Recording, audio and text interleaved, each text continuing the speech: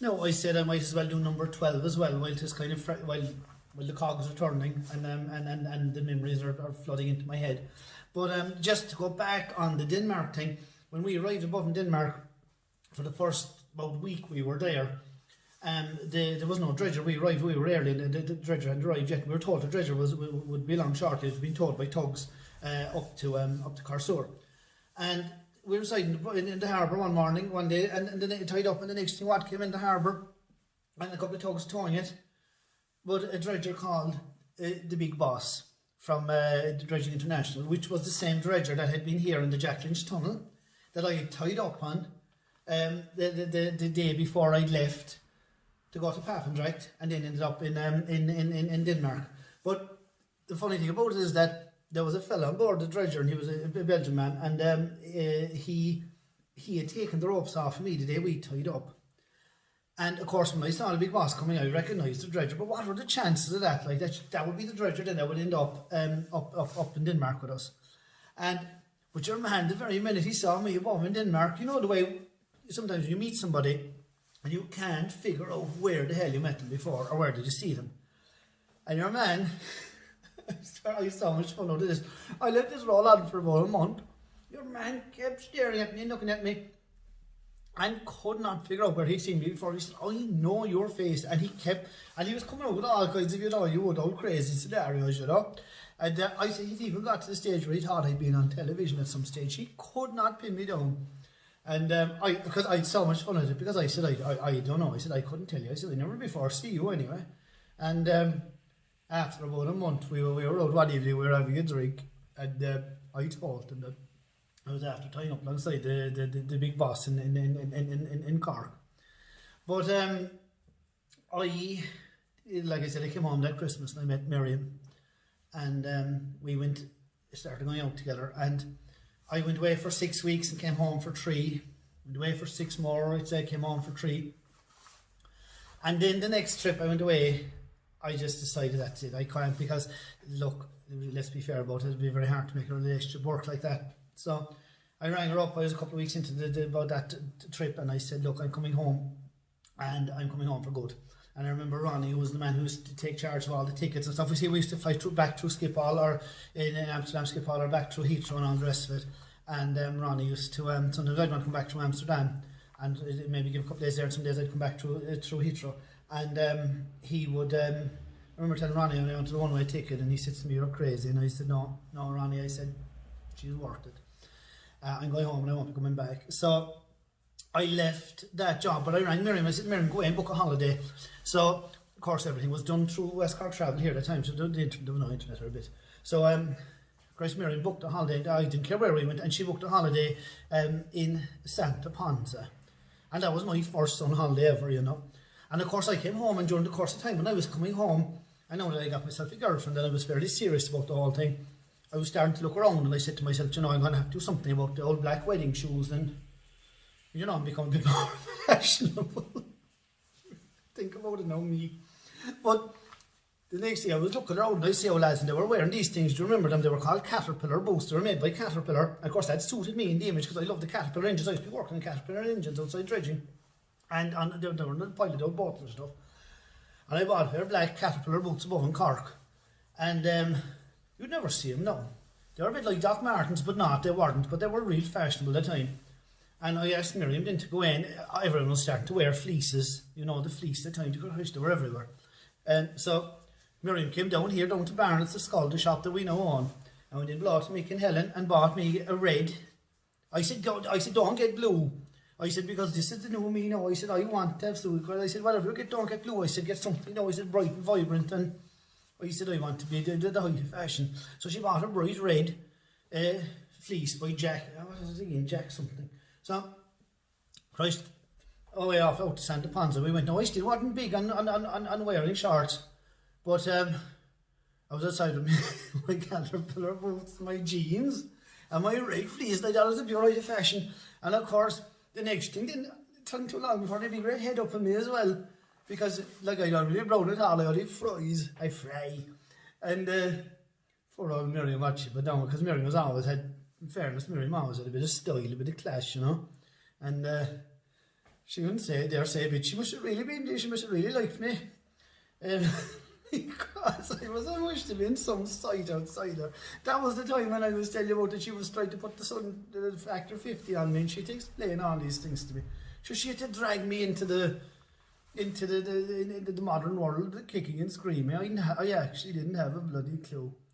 And I still looks back at those photographs taken in restaurants at night. Do you know, we were heading on bright red, and I used to go out to the restaurant and I'd have the red fleece on me. I tell you, it's unbelievable. But I come home, then of course I was out of work, the gravy train was about to end, and Jesus, we're outside lying on the beach in Santa Ponsa. I said, you know what I'll do? I said, I'll start a courier business. And that's what happens to me. I just get a notion, bang, let's do it. So came home and bought a van, transit van, went north to Dinny Donohoe in Drumilligan and bought a transit van, and got it all signed, written and a whole lot, and within a month we were up and running a Missing Link courier service, which I'm proud to say, I thought the name was super good, super cool, and the tagline, and which I'm proud to say, we had that business for about 5 years, and it was good to us. We ran it together. Miriam was doing the books and the accounts and all the rest of it, the office side of it, and I was doing the driving. And we built a nice little business. And when I sold it about 5 years later, Billy Goggin was working for me, and Billy bought it, and it's still going today. And you know, it's lovely to be on along the road. Billy's got it up in the windscreen, Missing Link courier service, and I love when I meet the van and see the van coming against me, because it's just a nice thing to know that that's something that we created and it's still going, you know. Obviously in the meantime, along the line, we got married, and then after about 5 years, of course, we ended up, we were building a house and everything else, and then the job come up inside in the NCT in Skibbereen. You know, I see a job in Southern Star in the NCT in Skibbereen, and I applied for the job and I got it. I gave that job 13.5 years of my life. I worked with some nice people in the job, and I gave it, it did serve a purpose in the sense that I went in there because it was, you know, it was a steady, secure job, and that's the way I was brought up. And of course, I remember my mother and father were delighted and stuff, and now we had a mortgage and those kids coming down the line, and it was just a steady wage. Now, while I'm thankful to it for the fact that it did pay an awful lot of bills, it paid the mortgage for a good number of years, and it was exactly what it was. It was a good wage and it was a secure job. I gave it 13.5 years, and I haven't a notion of giving it 13.5 minutes of my time talking about it here. In the end, it completely and utterly, I suppose, maybe destroyed my mental health, and there's no way of dressing it up.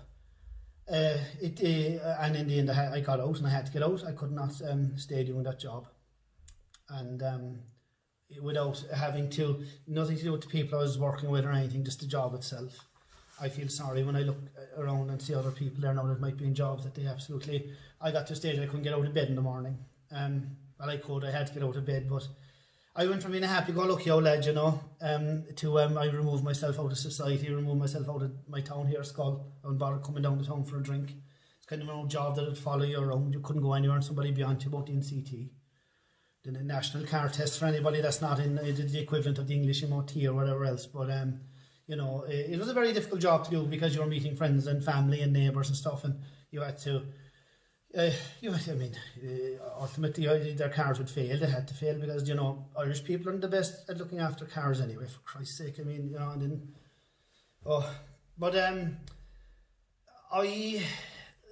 anyway, I got to a stage where, look, the job did what it did, and like I said, paid the bills and stuff, but I had to find a way out. It absolutely destroyed me, and I had to find a way out, and I wanted to get back, and I wanted to meet myself again, the happy-go-lucky old lady, and I wanted to get my life back, and whatever. I decided I got to a stage that I was coming up into the late 40s. I realised how important time was, you know, and just time, and if you're spending all day, every day, I don't care where you are, if you're spending all day, every day doing something that's against the grain that you don't want to be doing, no matter what it is, you need to find something else and do something else, because time is so important. And and how you spend it, you know. And while nobody's going to be completely elated every day they get up, there'd be something wrong with you if you could jump out of bed every morning going, yippee yahoo, I'm off to work. But to be reasonably happy about what you're doing and the way you're going to spend the day, you know. And so it kind of, then we had our kids and all the rest. When I got to the stage, you see, I stayed in the job for so long, and I got to the stage where I could see the finish line. There was only a few years left in the mortgage, you know, and it's like, you know, if you're going along in a boat and all of a sudden you see the shore, you could see the finish line, and the boat is going too slow, and I said to myself, you know what, to hell to this, I jumped out, I said, I'll swim the rest of the way myself. And it was a really nice feeling to get that far. And Barnett's across the road here came up for sale. We were always looking for a little business to close shop, and I'm sure I knew Miriam would be brilliant at it, absolutely tailor-made for her. So we went all out, and we went in, we spoke to AIB, Melvin Beamish and Irene Colbert, Doreen O'Driscoll as well, was very helpful to us, and everybody in there, and they kind of believed in us. And didn't we manage to buy Barnett's Skull, the clothes shop that's across the road there from Mick and Helen. And of course that was the plan. Then I was going to go in there and go working, which I did. And I suppose after a very short period of time, I realised that I really wasn't a clothes salesperson. As much as I tried, and poor old Mary was, you know what, it wasn't working out. I wasn't really, you know, like, you know, I just wasn't in that environment, but it was fine and I enjoyed it, and I still go over there and I still enjoy meeting people and talking to them and stuff. But it wasn't fair in Miriam to me knocking around the place there, and she tried to do the best she could, and I making right arse and all thing. So didn't she, in fairness to her, said to me, because I see, I got to go into this now, maybe the next episode, it will probably be the last one, to bring the whole thing up to speed. I was back and forth as well when I was inside in the Vincy Ring, to try and, well, not, but I was always just to try and find something else. I was back and forth to England buying cars, and I used to be going over and buying cars and bringing them back and so on and so forth, and that was going on for a good while. And but every time I go over to England, I'd always have to call to an antique shop or a car boot sale or an antiques fair or something. The whole time it was all about that. We'd always spend an overnight there, and it always, not always, but nearly always been something back in the boot of the car. Because we had 3 stories over in Barnett's, Miriam said to me one day, she said, so why don't you try and start a little business of your own upstairs, and you know, selling away the old relics and stuff that you're kind of interested in. And she had tons of them at home. And there in that moment, a bit like Missing Link, the idea was born, and the very second it was born, God, I couldn't wait to do it. And then we started the vintage room upstairs over in Barnett's, and it gave me, it did 2 things, because it kind of took me out of, like I say, from away from the shop, the clothes shop and stuff. And I knew that Miriam was so capable of running that, and I mean that, I'm not patronising. I knew that she'd flourish without me. And then I could go off and do something. And then I realised, oh my God, you know, the beauty of it, of actually starting to do something that I loved and enjoyed. And if you go back 30 years ago, I've always wanted to have my own little shop, you know. That was all I ever wanted to do, was have my own little shop and to be, you know, tinkering away myself. And so we bought it. We bought Barnett's, and then I started with the vintage room upstairs, and it ran away for a few years. And the next thing, then this shop space that I'm standing in now came up. Was looking for maybe somewhere to rent, and the next thing just came up for sale. And we last December, and we bought it. Got the keys in March, then they locked down the country, and the whole thing ended up in a complete mess. But I mean, that wasn't just for me, it was for everybody. But we're still here, we're still swimming against the tide, but we're still here, and we're still, you know, I've met so many wonderful people and so many lovely customers, and, you know, and I'm talking to you now, you, the people that are watching this, and I'm still very positive about the whole thing.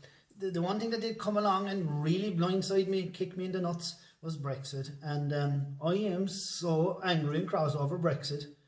You know, and anybody who voted for it, I really and truly hope you got exactly what you thought you were getting, because I doubt if you did. I don't think anybody's going to benefit from this. Anybody, the people that voted for Brexit or the people that didn't vote for it. I don't see anybody, not Europe, not the United Kingdom. Nobody is going to benefit from Brexit. not business people, not customers, nobody. And it's a huge kind of a struggle for me now. But we're going to talk about that now maybe the next time and stuff, and then we're going to try and find a way around it, of course, and we'll have to. But, sorry, this whole episode now kind of was went kind of a bit down, didn't it? I'm sorry about that. I promise, we'll go back up again the next time. But there was things I wanted to say, and I wanted to join the dots and come through the whole thing. And the most important thing to me was that I was able to fast track that 13 and a half years of my life that were just, that I'll never get back. But, right now I'm in a good place. I'm very, very happy. And I have, I kind of meet the old Eddie now again, every now and again. I see him and I say hello to him. And he's as happy-go-lucky as he ever was. That's my story for now. I'm going to come back. We'll probably do a number 13, and I don't think I'm going to end on 13 because that's, even though I'm not superstitious, we might do one more after that. And thank you for listening. We'll talk soon.